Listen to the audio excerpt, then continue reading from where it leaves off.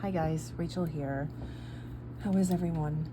So, I thought I would pop on and give you an update and show you a couple of decks, hopefully. I feel like so nervous for some reason. It's so bizarre. Why am I like this? So, I wanted to give you a little health update of sorts. Let me light some incense. And I guess that's why I'm nervous. Like, it's so silly. Like, it's such a silly thing. I don't have any earth-shattering news. But this might be a little personal, so if it's not your thing, you can fast forward or just don't watch it. But if you've been watching my channel for any length of time, you know I tend to disappear a lot. And some of that is because, yeah, I do get busy. But I always mention I've been sick, and I always say, like, don't worry, it's nothing life-threatening, and it's not. But I've always been sort of private about what it is. Although I have mentioned, I think a couple of times, that it does have to deal with my cycle. I think one of the reasons that I haven't really talked about it up front is because, well, first off, I didn't really have like a proper diagnosis. And secondly, because it deals with my cycle, I think there was some apprehension because, well, yeah, that can be a private thing, but especially the way that I was brought up, I don't think it was my mother's intent, but it was always like, you do not talk about your period, you know, you have to hide any evidence of that at all. We do not speak of it. Like, of course, I was always welcome to come to my mother in private and talk to her about it if I had problems, but it was not something that people were to know about, you know? So I always felt like, oh yeah, like it's taboo to talk about women's health. I don't know. But anyway, I've been suffering for a long time, and I found out recently that it's exactly what I thought it was. Like, I had done research on this over the years, and I was right. I was told that I have endometriosis. So the other reason I want to talk about it a little bit is because maybe it could be like sort of helpful for somebody watching. So what happened was, I've always had difficult periods, but I didn't really think much of it. I just thought that's what it's like for everybody. I think that's a common thing, you know, for people to go through. It wasn't until I was older and speaking to some other women, just in conversation, like, that it dawned on me, like, wow, I think like my periods are probably pretty bad. Like, you can actually work out during your period and you don't miss any work. Wow. Like, you can cook dinner, you know, things like that. When I was younger, it was very difficult for me not to miss a day or two of work when I had my period. And as I got older, it just got worse and worse. And maybe like 5 or 6 years ago, I had this one period where the pain was so bad, I was blacking out, like passing out. I got up from bed because I thought I had to throw up, and I realized I couldn't walk. And my boyfriend would have to help me from the bed to the toilet and help me sit down on it. It was that bad. Just like blackout pain. I'd get my period, but I wouldn't just be sick for a few days. I would be sick for a couple of weeks sometimes. It didn't happen to me every time, but this is what I've been going through. And when I have a really rough period, like I've mentioned this in other videos, I cannot read even. I can't watch YouTube videos. That's like one of the reasons I've been so absent. I have been watching some here and there, not commenting as much, but I'm lucky if I can even watch a movie. I'll just have like Turner Classic Movies on, and I'm just like listening with my eyes closed. It's like having like the worst flu of your life mixed with like the worst cramps. Like sometimes it's as intense as labor. And I've been trying to treat it naturally because all of the research that I had done led me to there's no cure unless you get a hysterectomy. And I did not want a hysterectomy. And I would tell people like, I'll continue to keep doing this on my own because there are methods of, self-treatment, and not every case is the same. And for some women, following a very strict diet can help, and you can have a life. But with my case, it just got worse and worse to the point that basically, like, I got my period on July 20th, and it is August 20th now. And I have not experienced one day without pain for a month. Like in my last video when I mentioned that we were at the Hawthorne Hotel for my birthday, I almost thought I wasn't going to get through it. Like the first day was okay, I was taking my painkillers, woke up in the hotel the morning of my birthday, and I was like, oh no, it's here again, the pain. And I managed to get through it, but it was really hard. I'm not going to talk about that right now, but I did have a nice birthday. So what happened was, like about a couple of weeks ago, my boyfriend heard me moaning like on the floor. Like I've been in so much pain that I will leave bed and just lay on the floor. For some reason, lying on the floor, I don't know, it's helpful somehow. The pain will be so bad that it's all you can do to just take something for it and try to talk yourself into shutting your mind down to go to sleep.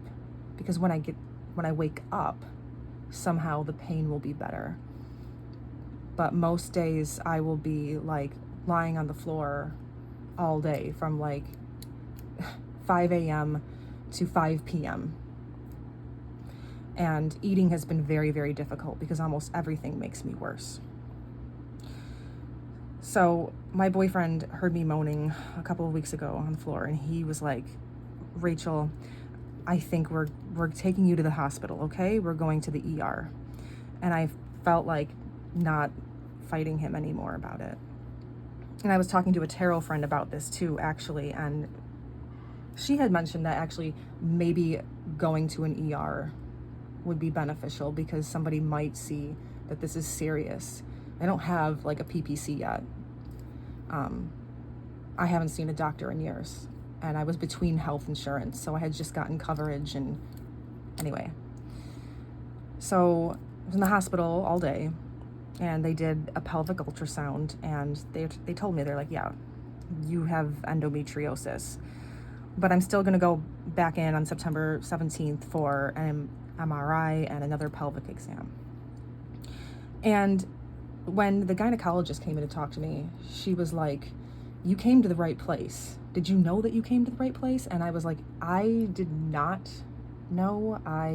My boyfriend actually selected this hospital for me because he knew it was a good hospital. And she was like, you really came to the right place. And I know what she means because I could have gone to the wrong place.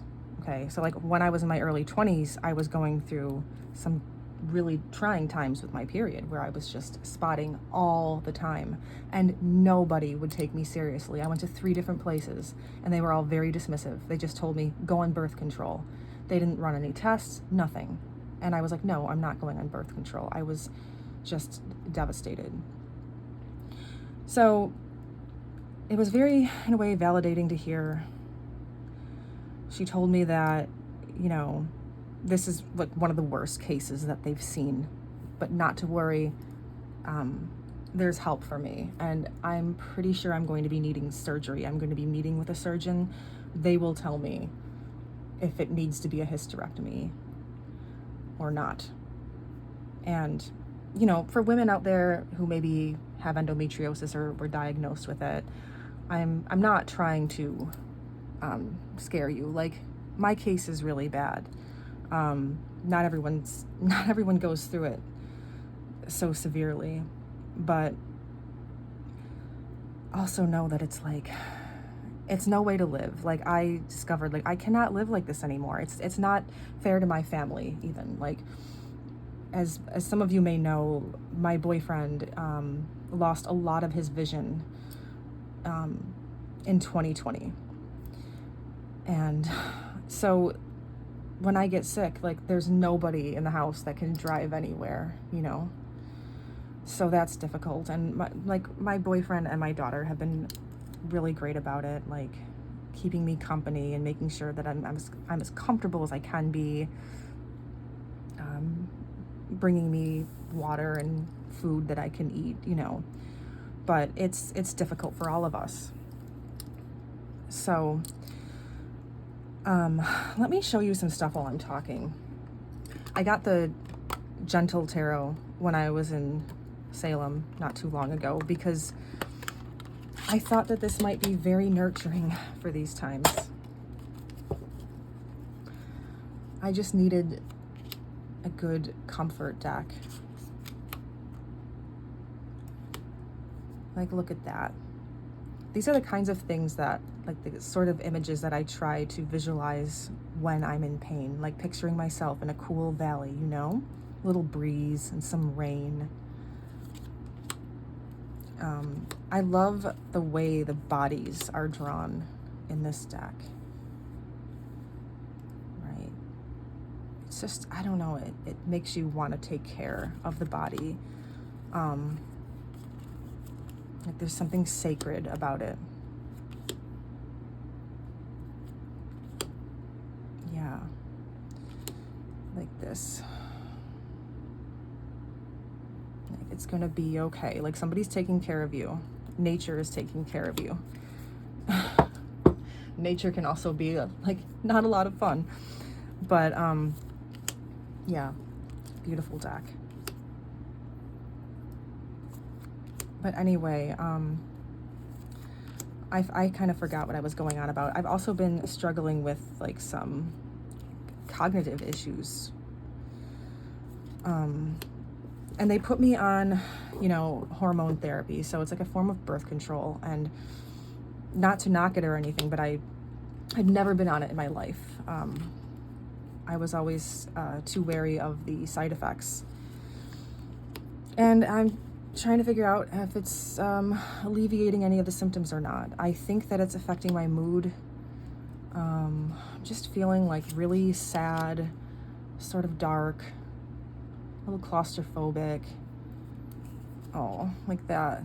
Like, I went to the jazz festival in Salem this past weekend, and I felt just like I wanted to be home the entire time. And that really sucked because I had been home so much because I've been too sick to leave the house. And I was so happy that I was able to leave the house. Yet once I was there, I just wanted to be home. I just felt sad.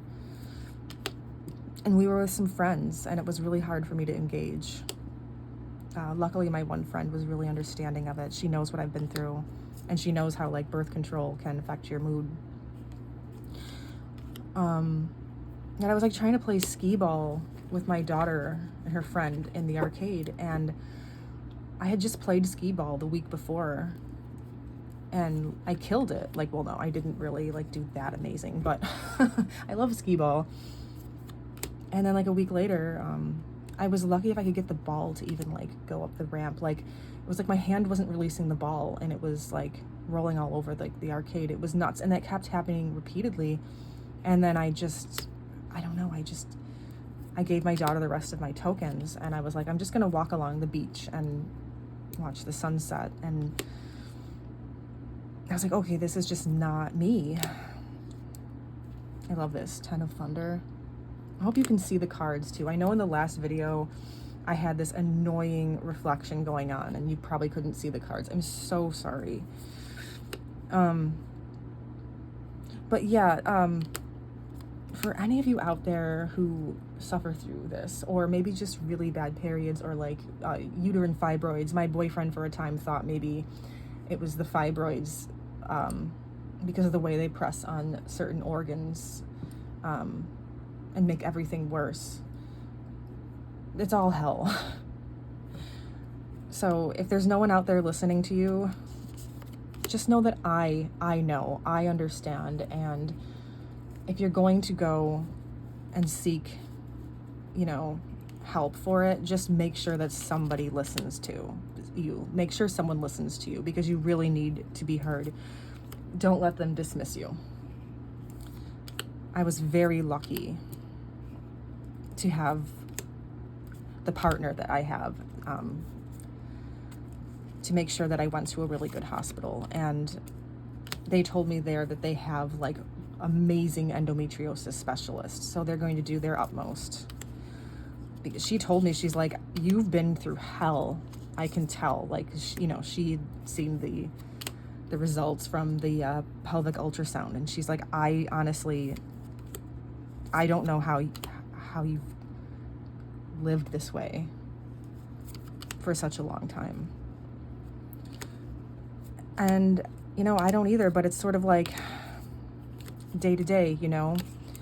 I've learned a lot over the years, and I've just learned to find the silver lining in any situation, I suppose. But it did get to the point where I was like, there's so many things that I want to do, so many decks I thought I was going to use this year that I haven't been able to use, so many books I thought I was going to read that I haven't been able to read. I have art supplies that I bought, haven't been able to use them.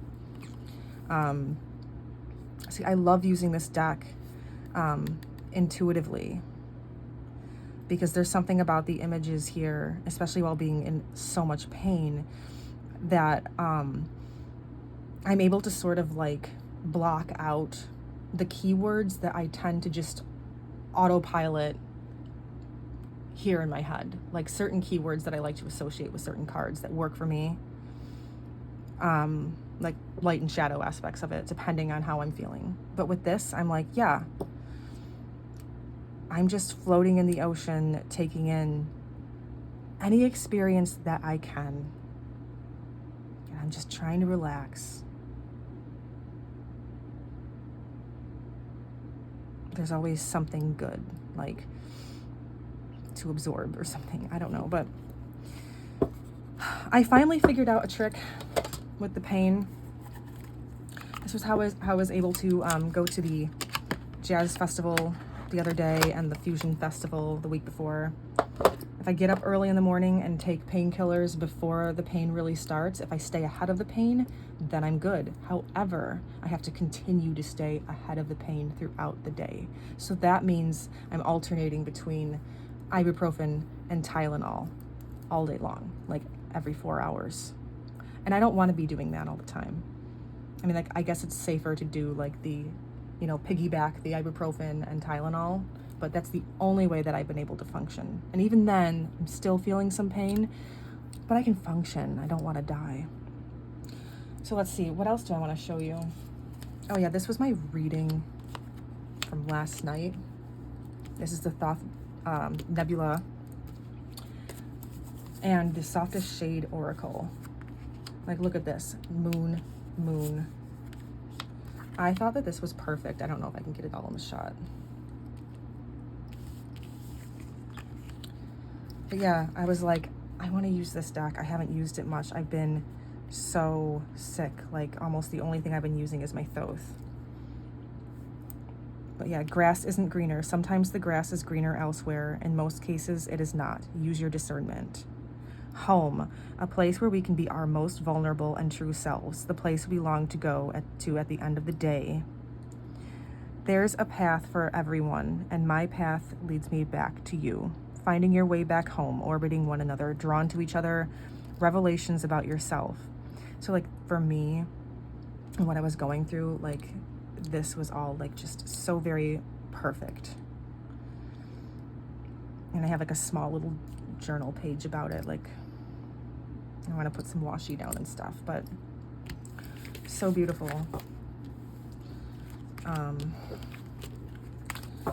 So I have plans. Like, my plans are, now that I think that I can stay ahead of the pain a bit, I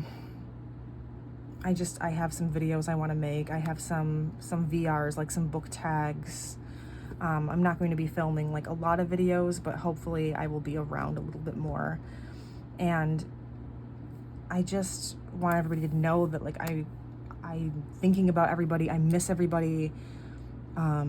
It's like Meg just posted that beautiful video a couple of days ago about gratitude within the tarot community, and it just meant so much to me. And I just want to say, like, yeah, likewise, like, creating my channel and making friends with so many of you has really changed my life and enriched it. And I'm still here, and I'm so sorry that I haven't been very present, but just know that it's not because I forgot about anybody. Okay. This one, I want to show you this. This is so cute. I was lying in bed one morning when I was feeling semi-okay. It's called the Feline Rider, and I love the landscapes in here. Like, it's this cute little cat deck. I don't think I've shown it.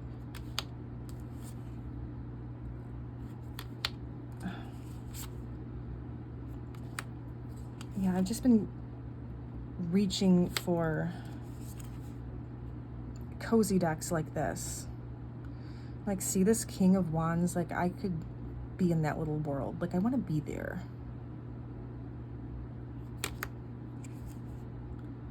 It's so darling.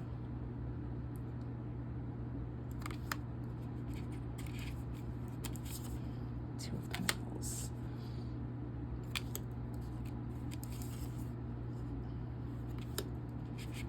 Yeah. I don't know. It's so cute.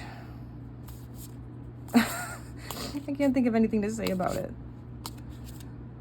But yeah, that's another deck that's been sort of nurturing. I want to talk about this deck really quick. I've had this for some time. This is the Golden Age of Hollywood Tarot. And the reason I'm bringing this out, I can't talk, is because, I don't know, like, my daughter and my boyfriend and I have been watching classic movies like every night over the summer. And a lot of the reason for that is because I've just been so sick that I'm not doing some of the things I'm normally doing at night. Typically like to spend the last few hours of the day with my family anyway, but we've really been whooping it up with classic movies, which, you know me. If you know me, you know I love classic films. These are the backs. Wait. Okay, this is like playing with my head. Okay, whatever. This is the book, and this deck is like no joke. All of his decks are amazing, amazingly researched, and just the way that they're put together. This is not a fluffy Hollywood deck at all.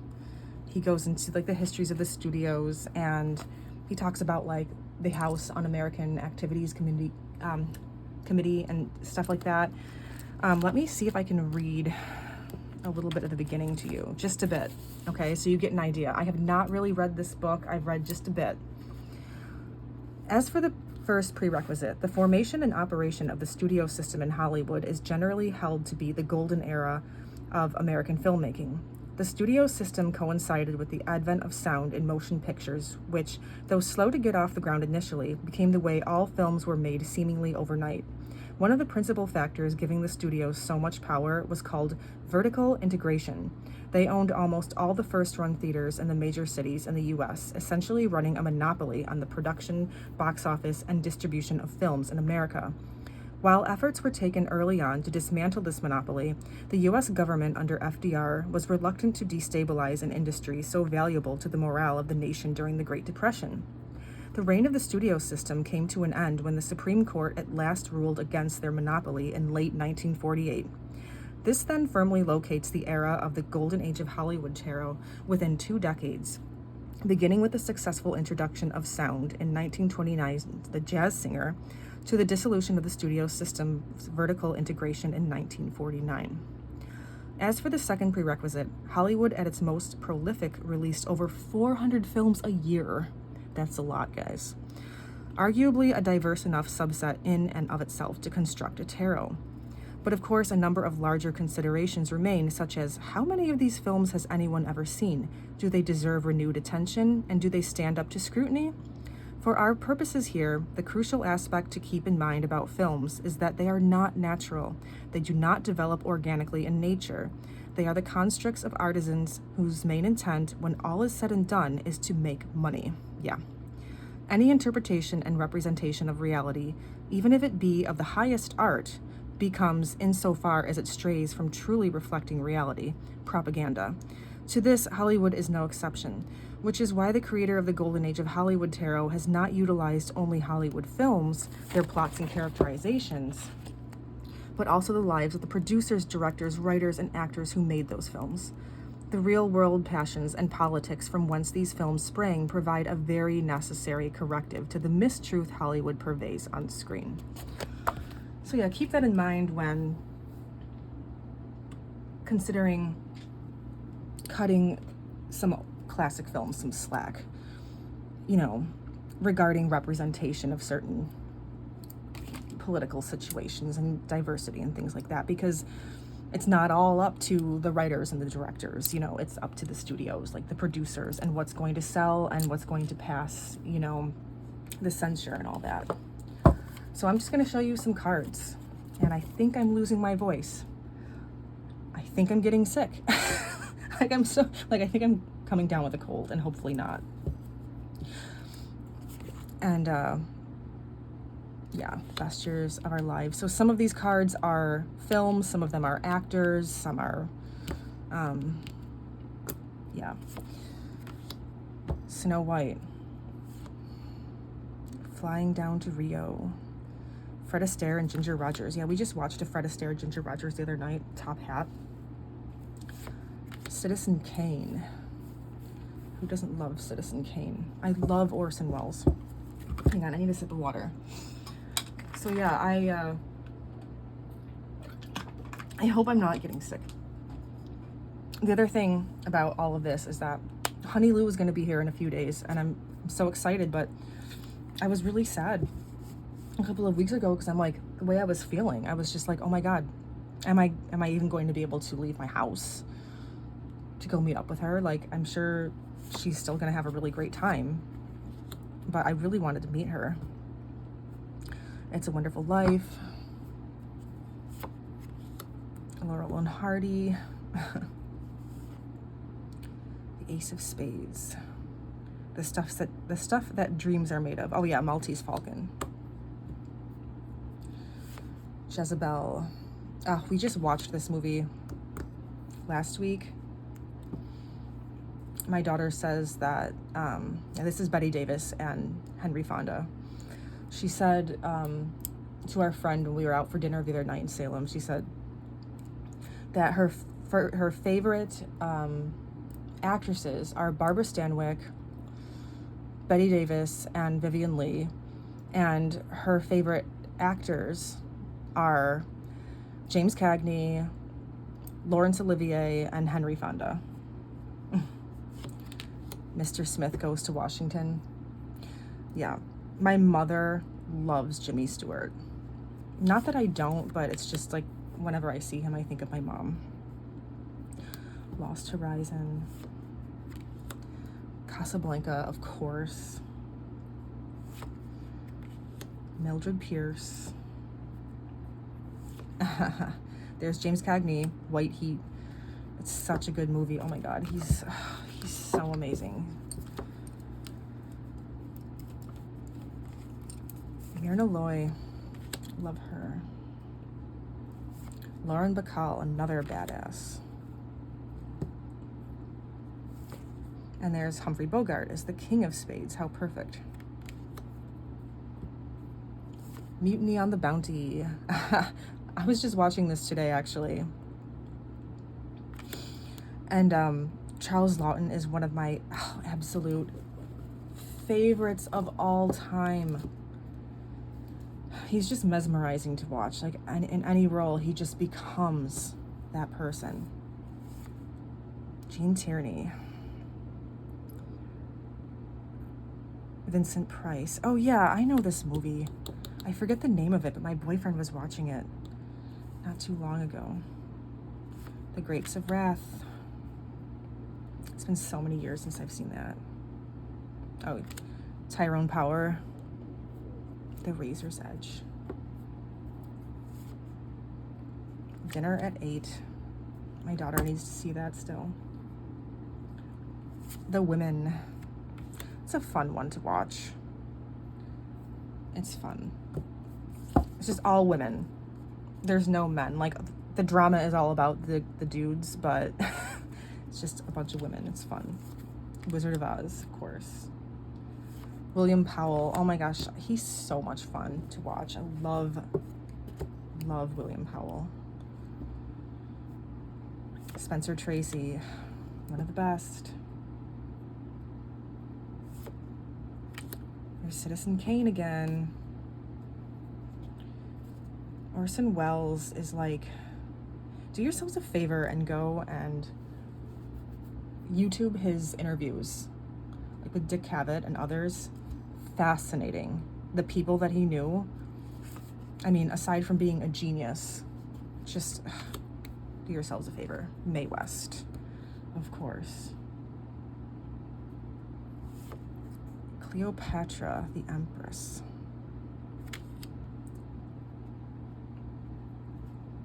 The Emperor. Samuel Goldwyn.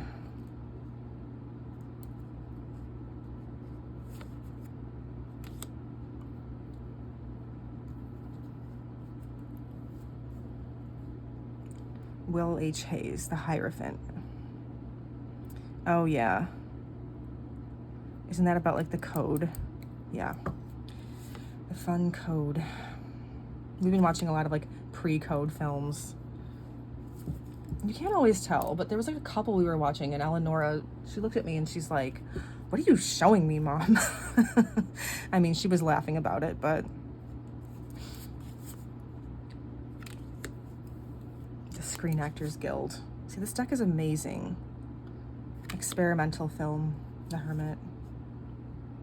The Reel of Fortune, that's so cute. Strength. So these are like all like adventure movies, serials, like Tarzan, you know. The Hanged Man, The Writer. Oh yeah.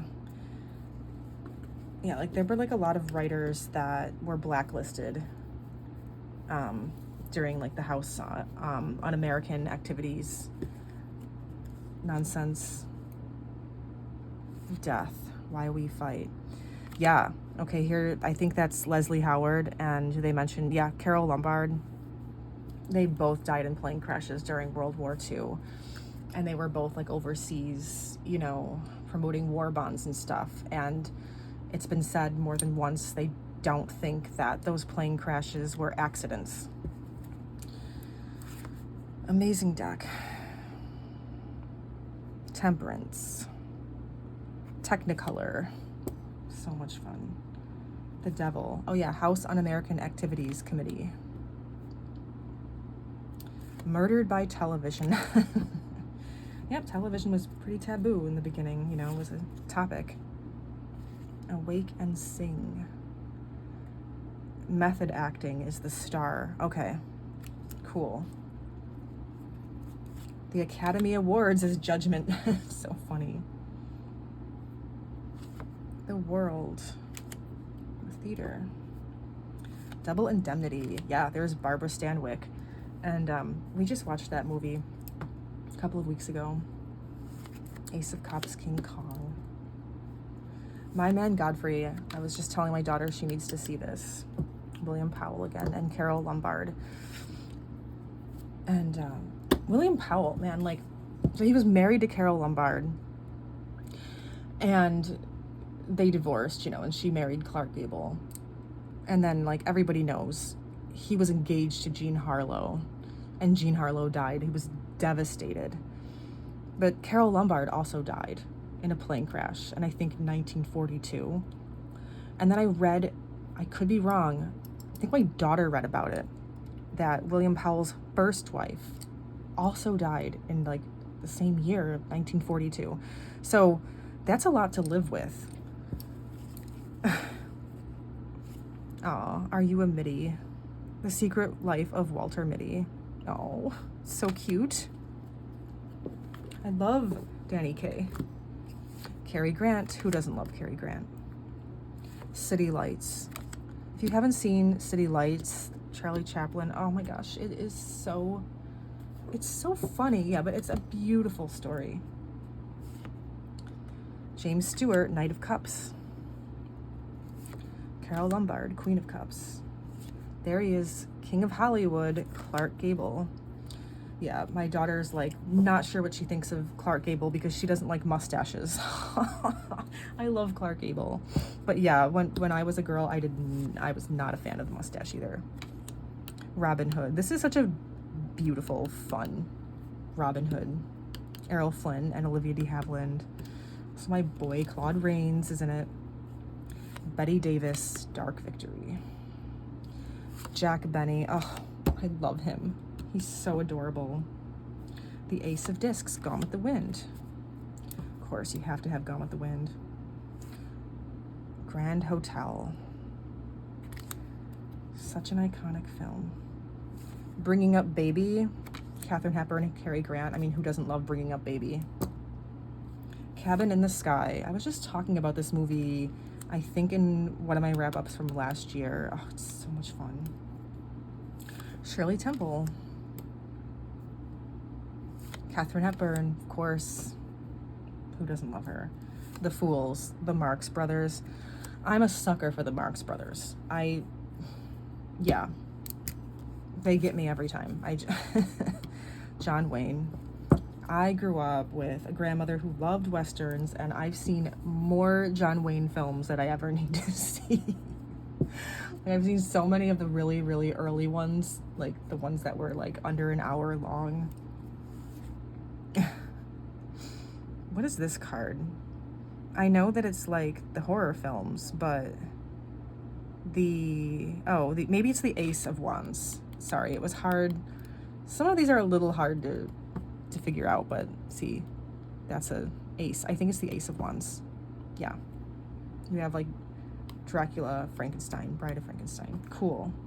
Greta Garbo, Ninotchka. That is one of my favorite movies. I love Greta Garbo. There's Barbara Stanwyck. My daughter hasn't even seen this deck. She needs to see it. And then she's probably going to ask me for it. Oh, Marlene Dietrich, Knight of Wands. I have a Marlene Dietrich box set, you know, the Sternberg films. And we've been watching those, and they're so, like, I don't want to say they're such a vibe. I don't want to use that word, but they are. We were watching Morocco, and it was just so relaxing somehow. It's just all about the ambiance. And we were like laying there eating cold melon with dark chocolate, and I just felt the happiest that I have felt in a long time. Just happy, because I've been like in so much pain, and somehow everything was just right. I don't know, it's random, but I love her. I love watching her. Rita Hayworth. Love her too. So sad. Oh, The Lovers. Yeah, I was just talking about these guys. William Powell, Carole Lombard, there's Myrna Loy, Clark Gable, Jean Harlow.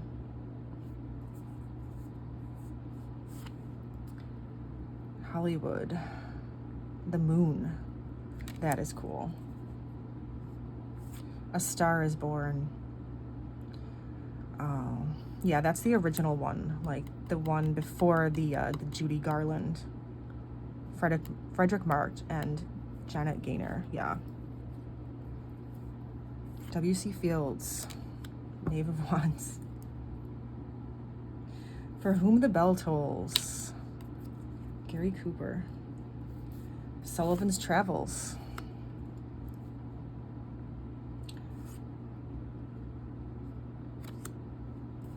yeah, Saboteur. There's also a Hitchcock deck that he made. I'm sorry that I'm like losing my mind. He made a Hitchcock deck and I want to get it. And there's also like a film noir, and I don't have either one of those. But like I have a bunch of his decks, so I don't know if I'm gonna get them or not. I'd love to have them all. Ray Milland, The Lost Weekend. Just saw him in a movie recently too. Showboat, of course. And then The Invisible Man with Claude Rains. Love him. Okay, so that's the deck. Really cool. Yeah, I can't wait to show my daughter. I've had this for a long time and I haven't really used it because I wanted to find the right time, but I wanted to get it before it was out of print. Was there anything else that I wanted to show you? I think that will do it for now. So I hope to be back again. Like my plan, this is my plan. I don't know if it's going to go accordingly, but I'm hoping to record a video tomorrow, a tag. See, when I had posted my last video, I think I posted it like a week ago or something. But the thing is, I recorded that video on July 31st. I was feeling good one night and I thought maybe I was, you know, over the hump with the pain. And I just ended up in hell the next day. And then I was just sick for such a long time. It required so much energy to just make the edits I wanted to make. Like I wanted to put some photos in, take some things out that I didn't think people wanted to hear. And it took me forever. So my plan is to make a video tomorrow, and I hope that I can. I hope there wasn't anything that I forgot to mention, but anyway, yeah, I'm hoping to sort this health stuff out soon and be more present. And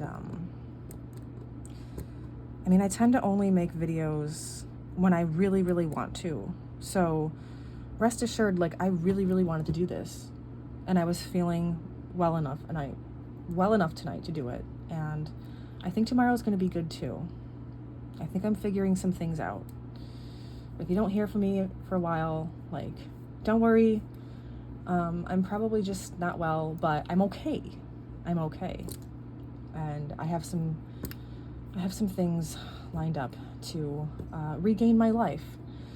So if you stuck with me through all of this, thank you for your patience, and really appreciate you being here. And I hope you're all having a very, very beautiful summer. All right, guys, that'll do it. Take care. Bye.